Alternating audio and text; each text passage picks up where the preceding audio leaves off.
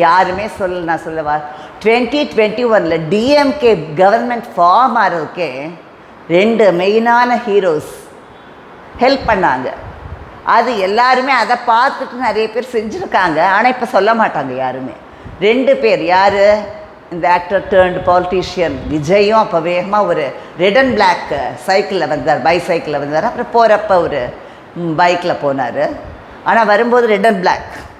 அதே மாதிரி மிஸ்டர் அஜித் குமார், பத்மபூஷன் அஜித் குமார் இருக்கார், அவர் கூட அப்போ மாஸ்க்கு போட்டு வந்தார் இல்லையா, அதுலேயும் ரெட் அண்ட் பிளாக் போட்டு வந்தார். இவங்க 2 பேருமே தே ஹேவ் ஹெல்ப்டு இந்த ஃபார்மேஷன் ஆஃப் டிஎம்கே கவர்மெண்ட் தான். இவங்களோட ரோல் இருக்குது.